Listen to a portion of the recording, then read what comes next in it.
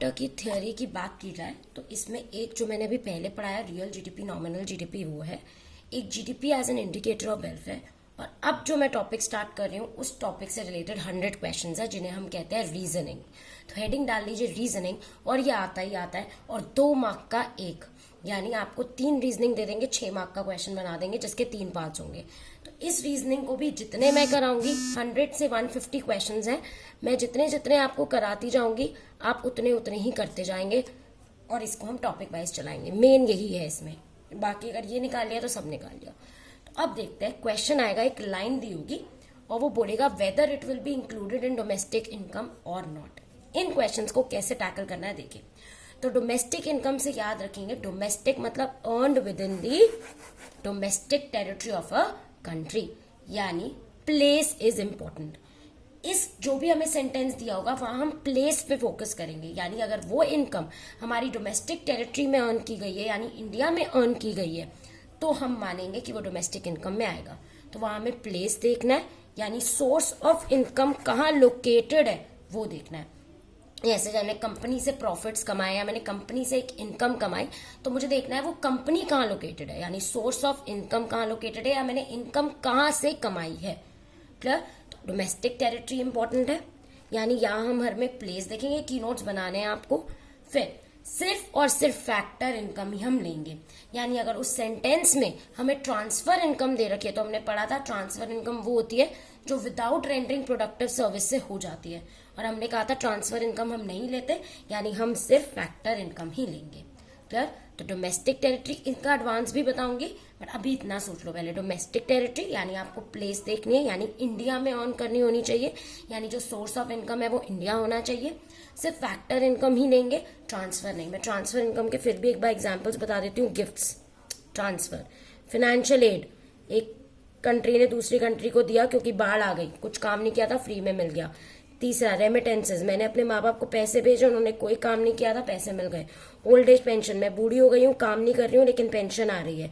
Unemployment allowance, scholarships, तो ये दोबारा लिख लेना। तो ये सारी इनकम्स नहीं लेनी, चाहे इंडिया में हुई हो चाहे कहीं भी हुई हो, नहीं लेनी, क्योंकि ट्रांसफर इनकम आती ही नहीं है। फैक्टर इनकम लेनी है, यानी rent, wages, interest, profit. Clear है? यानी डोमेस्टिक इनकम के क्वेश्चन करने से पहले आप देखेंगे कि वो जो इनकम है वो कहाँ कमाई गई है, इंडिया में कमाई गई है या नहीं। जो सोर्स ऑफ इनकम है, जिस कंपनी से कमाई है या जिस चीज से कमाई गई है, वो इंडिया में है या नहीं। सिर्फ फैक्टर इनकम लेंगे, यानी rent, wages, interest, profit. Transfer income जो बिना किसी प्रोडक्टिव काम के कमाई जाते हैं, जैसे gifts, remittances, old age pension, ये नहीं लेंगे। एक आखिरी पॉइंट आप नोट्स में लिखेंगे पहले, एक्सेप्शन। एम्बेसी के लिए ध्यान रखेंगे बच्चों। एम्बेसी में होता क्या है, जैसे रशियन एम्बेसी जो है, अगर वर्ड है रशियन एम्बेसी, चाहे वो इंडिया में भी क्यों ना हो, लेकिन वो रशिया की डोमेस्टिक टेरिटरी का पार्ट होगी। तो एम्बेसी में आप नाम देखेंगे, यानी अगर रशियन एम्बेसी है, भले ही वो इंडिया में है, लेकिन अगर रशियन एम्बेसी है तो रशिया का पार्ट है। ऐसे ही इंडियन एम्बेसी चाहे कहीं भी हो, सिंगापुर हो, कहीं भी हो, अगर इंडियन एम्बेसी है तो वो डोमेस्टिक टेरिटरी ऑफ इंडिया का पार्ट है। सिमिलरली पाकिस्तान एम्बेसी, नाम से ही दिख रहा है, कहीं भी हो, किसका पार्ट है, डोमेस्टिक टेरिटरी ऑफ पाकिस्तान। यानी रशियन एम्बेसी रशिया की डोमेस्टिक टेरिटरी, इंडियन इंडिया की, पाकिस्तान पाकिस्तान की। अभी कहीं भी हो, जैसे मान लो लिखा है जापान एम्बेसी इन इंडिया, तो मैं बच्चे कहते हैं मैम इंडिया वर्ड आ गया, ना ना ना, एम्बेसी में मैंने क्या बताया, एक्सेप्शन होता है। अगर वर्ड है जापान एम्बेसी, तो भले ही वो इंडिया में हो, लेकिन वो किसकी डोमेस्टिक टेरिटरी का पार्ट है, जापान की डोमेस्टिक टेरिटरी का। क्लियर? तो कोई भी एम्बेसी हो, चाहे वो कहीं भी हो, जो नाम होगा एम्बेसी का वो उसका पार्ट होगी। क्लियर? अब देखते हैं कि किस तरह के क्वेश्चन सीबीएसई में आते हैं। इन सारे क्वेश्चंस की वेटेड है 2 मार्क ईच, तो इन्हें ध्यान से देखेंगे। आपको मुझे ये बताना है इन सब क्वेश्चन में कि ये डोमेस्टिक इनकम में आएंगे या नहीं। Whether the following will be included in domestic income और नॉट। पहला, profits earn by foreign bank in India. मैंने बोला था डोमेस्टिक इनकम में कोई चीज इंक्लूड करने से पहले क्या क्या ध्यान रखना है। पहला, फैक्टर इनकम होनी चाहिए, यानी rent, wages, interest, profit. Transfer नहीं होनी चाहिए, ट्रांसफर होगी तो नहीं आएगी। दूसरा, ये देखना है कि इनकम कहाँ कमाई गई है, या जिससे कमाई गई है वो सोर्स कहाँ है। अगर इंडिया में है तो आएगा, डोमेस्टिक टेरिटरी में नहीं है तो नहीं आएगा। तो हमने कहा था डोमेस्टिक इनकम में वहीं आएंगी इनकम जो डोमेस्टिक टेरिटरी में कमाई गई हो। प्रॉफिट्स हमने कहा ठीक है लेते हैं हम ये, क्योंकि फैक्टर इनकम है। Earn by foreign bank in India, क्योंकि वर्ड क्या है, इन इंडिया। कहाँ अर्न करी गई है, इन इंडिया, तो ये आ गया डोमेस्टिक इनकम में। हमें पर्सन देखना ही नहीं है, मैंने बोला प्लेस, किसने कमाई है फॉरेन बैंक में इज नॉट इम्पोर्टेंट। मैंने क्या बोला, प्लेस इंपॉर्टेंट है, पर्सन नहीं। किसी ने भी कमाई हो, लेकिन अगर इंडिया में कमाई है, डोमेस्टिक टेरिटरी में कमाई है, तो वो डोमेस्टिक इनकम का पार्ट है। तो हम कहेंगे yes, it will be included as income is earned within the domestic territory of country. Clear है? तो मैं सबके आगे बस येस नो लिखूंगी। ये रीजन बहुत बार यही लिखते जाना है, yes as it is earn within the domestic, ये आपको बुक में भी दिख जाएंगे। नेक्स्ट आता है profits earn by SBI in England. Profit factor income आना था, लेकिन कहाँ कमाए हैं, इन इंग्लैंड, इंडिया में नहीं कमाए हैं, तो no, it will not be included as profits are not earn within the domestic territory. किसने कमाया है तो मैटर ही नहीं है, प्लेस देखना है। Next, profits earn by a company in India owned by non resident.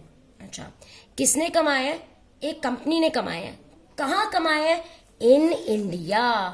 Own चाहे कोई भी करे, प्रॉफिट्स कहाँ कमाए गए हैं, प्रॉफिट एक ऐसी कंपनी ने कमाए हैं जो कहाँ है, इंडिया। पर्सन नहीं, प्लेस इंपॉर्टेंट है, तो क्या लिखा है, इन इंडिया, तो yes it will be included as ये जो इनकम यानी प्रॉफिट्स कमाए गए हैं, they are earned within the domestic territory of our country. या फिर अगर आपकी बुक्स में देखेंगे तो आपको ये मिल जाएगा रीजनिंग, तो यहाँ हर जगह लिखा हुआ है with in the domestic territory of India, ये भी लिख सकते हैं। Next, rent paid by embassy of Japan in India. तो हमने कहा rent wages interest profit income है, रेंट हमने अर्न किया, लेकिन ये जो रेंट दिए थे, ये जहां से हमें मिले हैं, वो है एम्बेसी ऑफ जापान, यानी जो सोर्स ऑफ इनकम है वो एम्बेसी ऑफ जापान है। मैंने कहा था आप देखेंगे कि सोर्स ऑफ इनकम इंडिया में है या नहीं है। अब उसने बोला मैम इंडिया में है, तो मैंने अभी बताया था एम्बेसी का एक्सेप्शन, कि अगर एम्बेसी ऑफ जापान है तो हम ये किसकी टेरिटरी मानते हैं, जापान की, तो हम कहेंगे no, it will not be included as income is not earn within the domestic territory. Clear है? तो ये जो एम्बेसी ऑफ जापान है जहां से कमाया गया है, वो इंडिया का पार्ट नहीं माना जाएगा, वो किसका माना जाएगा, domestic territory of Japan. Clear है सबको ये? तो ध्यान रखेंगे आप लोग। नेक्स्ट, एम्बेसी का एक्सेप्शन है, COE paid by Russian embassy in India. Ma'am in India आ गया, भैया अभी तो बताया एम्बेसी है, रशियन एम्बेसी है, नहीं आएगा। Russian embassy domestic territory of India का पार्ट नहीं, किसका पार्ट है, वर्ड क्या है, रशियन एम्बेसी, तो रशिया का। Clear? Scholarship earn by Indian student in India. Ma'am in India आ गया और एम्बेसी भी नहीं है, चलो हाँ लिख देंगे यस, गलत। वर्ड देखना क्या है, स्कॉलरशिप। मैंने क्या बोला, सबसे पहले देखना है factor income, rent wages interest और प्रॉफिट। फिर क्या देखना है, कहाँ कमाया गया है, इंडिया में कमाया गया या नहीं, और फिर ध्यान रखना है एम्बेसी का। तो यहाँ स्कॉलरशिप है, स्कॉलरशिप ट्रांसफर इनकम होती है, तो हम कहेंगे no, as scholarship is the transfer income that is earn without rendering productive service. Clear? तो नो, क्यों, क्योंकि ट्रांसफर इनकम है। मैं क्वेश्चंस दूंगी इसलिए ध्यान से देखना। ओल्ड एज पेंशन, बच्चों आगे लाइन ही मत पढ़ा करो, वर्ड क्या आ गया, ओल्ड एज पेंशन, वैसे ही मना हो गई, क्योंकि कौन सी इनकम हो गई, ट्रांसफर इनकम, तो ये भी नहीं आएगी। कहीं भी हो, कहीं भी कमाई हो, मतलब ही नहीं है, ट्रांसफर इनकम है।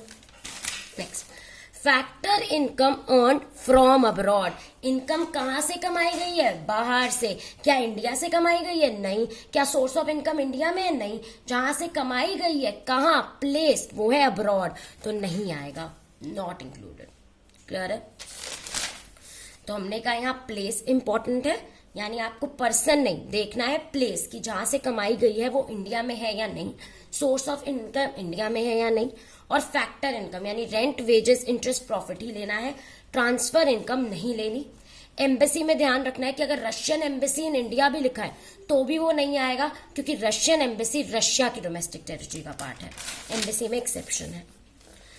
जैसे हम डोमेस्टिक इनकम में प्लेस देखते थे, यानी डोमेस्टिक टेरिटरी, नेशनल इनकम में मैंने बताया था नेशनैलिटी यानी पर्सन देखेंगे। क्लियर? कि अगर इंडियंस ने कमाई हो, कहीं भी कमाई हो, बाहर से कमाई हो, अंदर से कमाई हो, अगर इंडियंस ने कमाई है तो वो आएगी।